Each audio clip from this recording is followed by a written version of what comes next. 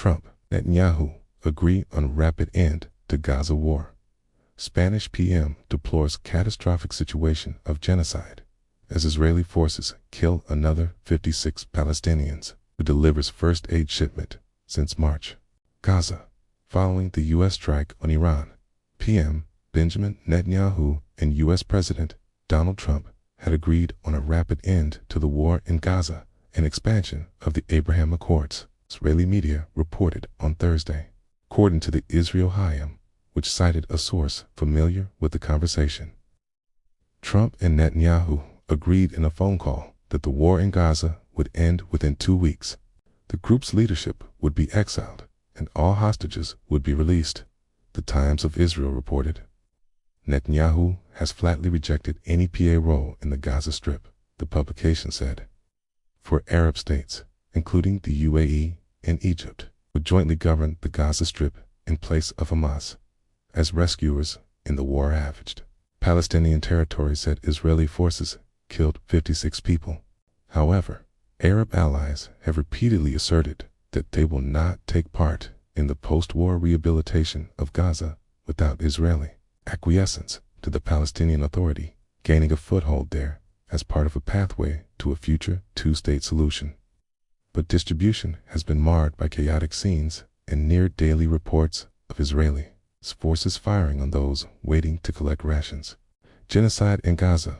Meanwhile, Spain's Prime Minister Pedro Sanchez on Thursday became the most prominent European leader to describe the situation in Gaza as a genocide and the most senior to use the term genocide to describe the situation in Gaza after more than 20 months of devastating conflict.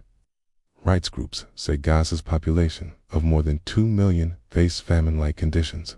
Israel began allowing supplies to trickle in at the end of May, following a blockade of more than 2 months. Sanchez said Gaza was in a catastrophic situation of genocide and urged the European Union to immediately suspend its cooperation deal with Israel.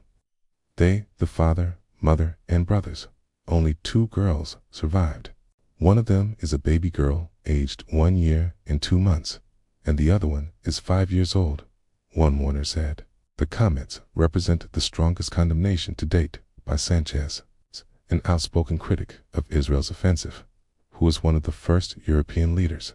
Speaking ahead of an EU summit in Brussels, Sanchez mentioned an EU report which found indications Israel was breaching its rights obligations under the cooperation deal, which forms the basis for trade ties. The text cited Israel's blockade of humanitarian aid for the Palestinian territory, the high number of civilian casualties, attacks on journalists, and the massive displacement and destruction caused by the war. 2 officials said on Thursday after images circulated of masked men on aid trucks who clan leaders said were protecting aid, not stealing it. The spokesman for Gaza's Civil Defense Agency, Mahmoud Bassel, said Israeli forces killed 56 people on Thursday, including 6 who were waiting for aid in 2 separate locations. 500 units of plasma were delivered via the Kerem Shalom crossing with Israel without any looting incident, despite the higher ski conditions along the route. The Israeli military said its troops had fired warning shots in order to prevent suspects from approaching them near the Netzarim corridor in central Gaza, where Palestinians gather each night for rations. AFP footage from a hospital in central Gaza on Wednesday showed Palestinians sobbing over bloodied body bags containing their loved ones who had been killed in an Israeli strike. Beyond daily bombardment, Gaza's health ministry says that since late May, 550 people had been killed near aid centers while seeking scarce supplies. To aid the World Health Organization said on Thursday that it had delivered its first medical shipment into Gaza since March 2nd, adding though that the 9 truckloads were a drop in the ocean.